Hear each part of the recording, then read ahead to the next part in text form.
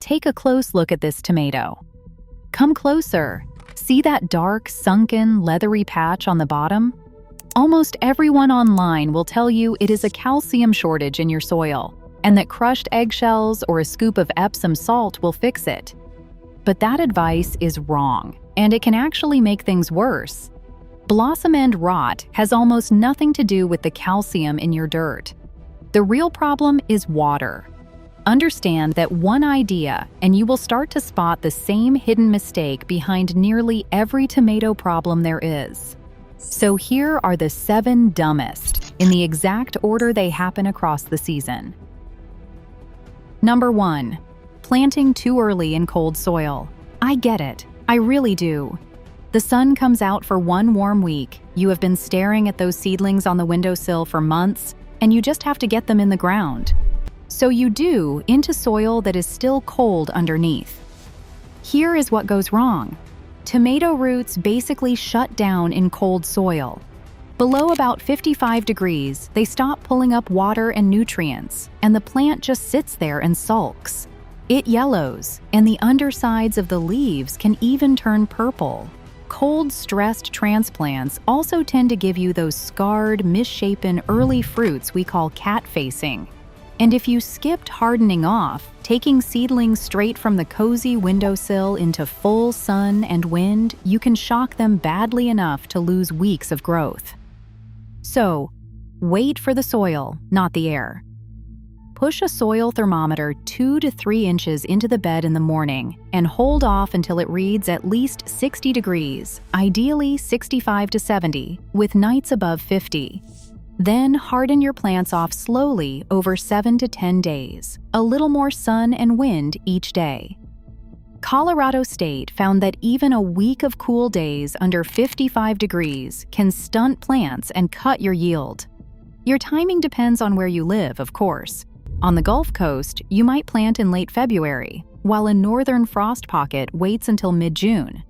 And here's the part that always surprises people. Planting earlier almost never means harvesting earlier. Tomatoes set into warm soil routinely catch up to and outperform the ones rushed into cold ground. But cold soil is not the only spring mistake stealing your harvest. The next one happens the moment your plant goes into the hole. Number 2. Planting too shallow. This one is so easy to fix, and almost nobody knows about it.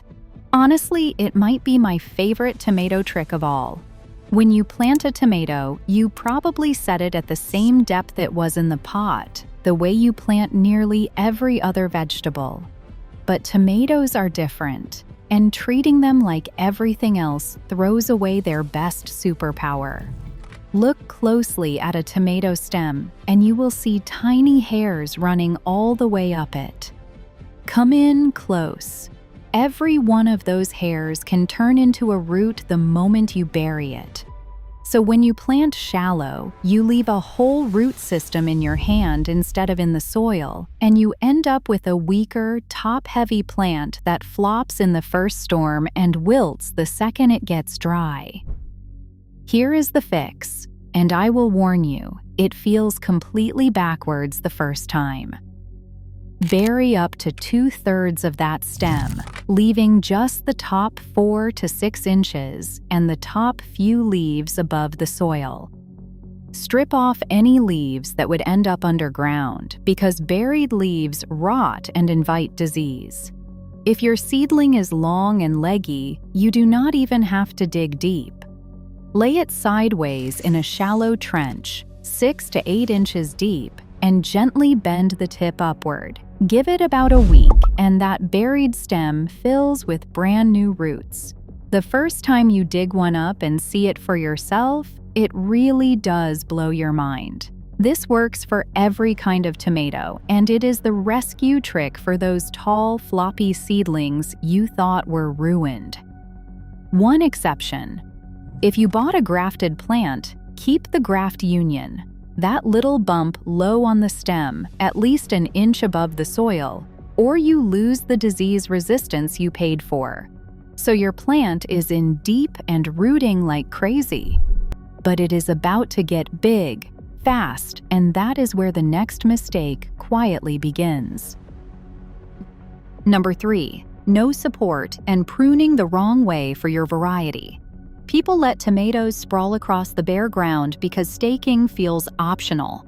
And when they do try to prune, the advice online is so contradictory that they either hack the plant to pieces or never touch it at all. When a plant sprawls on the soil, the fruit and leaves sit in the wet dirt and pick up rot and soil-borne disease. But the bigger trap is pruning the wrong type, and that comes down to 2 words you absolutely have to know: determinate and indeterminate. A determinate tomato is a bush. It sets all of its fruit in a short window, so if you prune off its suckers, you are cutting away your own harvest. Iowa State is clear that removing suckers past the first flower cluster does not raise a determinate's yield, it lowers it. An indeterminate is a vine that grows and fruits all season long, and that one truly needs pruning to stay open and healthy. So put your cage or stake in at planting time, before the roots are in the way. Leave determinates almost alone. For indeterminates, pinch the suckers out of the leaf joints, but keep the strong one just below the first flower cluster as a second main stem. Start when the plant is 12 to 18 inches tall. Repeat every 10 to 14 days, and wipe your pruners with rubbing alcohol between plants so you are not spreading disease. Now, you might be thinking that staking gives you way more tomatoes. It actually does not. In a classic Oregon State trial, staked plants gave about half the total poundage of the sprawling ones, 24 tons an acre versus 55. But here is the whole point. Only 7% of the staked fruit caught late blight. Compared to 40% of the fruit on the ground, the staked fruit ran almost 30% larger, and far more of it ripened early. So, you stake for clean, big, early, healthy fruit, not for raw tonnage. Which brings us straight to the mistake that ruins more tomatoes than anything else on this list. Number 4. Watering like a roller coaster. This is the big one. The mistake hiding behind that rotten tomato I showed you at the very start. We tend to water on a human schedule. We soak the bed on the weekend, forget about it for 5 days, panic when the leaves droop in a heat wave, and dump a flood on it. To the plant, that feels like a drought and then a monsoon, over and over. Here is the science that finally explains blossom end rot. Calcium can only travel through the plant while water is moving, and once it lands somewhere, it is stuck there for good. So when your soil keeps swinging from bone dry to soaking wet, the calcium never reaches the fast-growing bottom of the fruit. Those cells collapse, and you get that dark, sunken patch. Oregon State and the University of Connecticut both say the same thing. Your soil almost always has plenty of calcium. The failure is delivery. And when a thirsty plant suddenly gulps a flood of water, the inside of the fruit swells faster than the skin can stretch, so it splits. Same exact cause, just showing up as cracks instead of rot. The fix is steadiness. Aim for 1 to 2 inches of water a week, and water deeply so it soaks 6 to 12 inches down a few times a week, instead of a daily splash on the surface. Mulch to keep that moisture even and pull off any fruit that already has rot because it will never heal. A couple of things change this. Big paste and beefsteak types rot the most easily, while cherry tomatoes almost never do. And containers dry out shockingly fast, so in summer heat, they may need water once or even twice a day. Which brings me to the Epsom salt myth I promised to settle. Epsom salt is magnesium, not calcium, and too much magnesium actually competes with calcium for a place in the roots. So that famous cure can make your blossom end rot worse. And the eggshells? They break down far too slowly to help this year's crop at all. If a tomato of yours has ever done this, do me a favor and tap subscribe. I break down one fixable garden mistake just like this every single week. Now let's keep going, because the next mistake undoes everything you just learned about watering. Number 5. Watering over the top of your plants and leaving the soil bare. It is quick, it feels like natural rain, and mulch seems like one more chore you can skip. But this combination is exactly how disease gets its foothold. Wet leaves are precisely what fungal and bacterial spores need to wake up and infect your plant. And when water hits bare soil, whether from your sprinkler or a hard rain, it splashes that soil up onto the lowest leaves, carrying blight and leaf spot right onto the plant. You will see it start as spots on the bottom leaves that slowly climb, with muddy little flecks on the stems below them. On top of that, bare soil dries out unevenly, which feeds the same moisture swings behind the rot we just talked about. So change 2 simple things. Water at the base with a soaker hose or a wand right down at the soil, and do it in the morning so any splashed leaves dry off fast in the sun. Then lay down 2 to 3 inches of organic mulch, straw or shredded leaves, once your soil has warmed to about 60 degrees, keeping it pulled back a couple of inches from the stem. And try not to handle your plants when they are wet, because that spreads disease from leaf to leaf with your own hands. This matters most if you garden somewhere humid, like the Northeast or the upper Midwest, where blight survive the winter right there in the soil. And here is the payoff that makes mulch a total no-brainer. A University of Minnesota study found that mulched tomatoes produced about 24% more ripe fruit by weight than the ones on bare soil, all for the price of a bale of straw. But a sprinkler is not the only way gardeners accidentally invite blight in. A lot of it comes down to giving your plants no room to breathe. Number 6. Crowding your plants. In spring, a tomato seedling is this cute little 10-inch thing, so leaving 2 or 3 feet of empty space around it feels almost silly. So we pack them in. But that adorable seedling becomes a 6-foot plant 3 feet wide, and by midsummer, your bed is a solid wall of leaves. And a wall of leaves is a disease factory. Packed in foliage traps humidity and keeps the leaves wet for hours, which is the exact condition early blight, septoria leaf spot, and late blight are all waiting for. The University of Wisconsin notes that septoria tends to show up right as the canopy closes in and the air stops moving. Watch for small spots with dark borders and pale gray centers on the lower leaves, and for brown spots ringed like a target, which is early blight. Once it starts, it climbs. The fix is just a tape measure. Space your staked or caged plants 18 to 24 inches apart, measured from the center of one to the center of the next, with a few feet between your rows. Strip the lowest leaves off, up to 8 to 12 inches from the ground, so nothing splashy is touching the soil. Give the plants room and you give them airflow, and airflow keeps the leaves dry.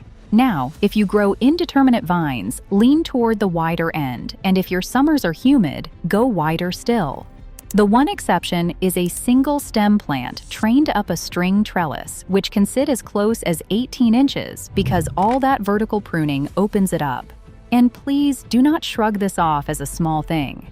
In 4 years of trials run through the University of Connecticut and UMass, early blight alone knocked out anywhere from 9 to 52% of the marketable fruit in plots that were never sprayed.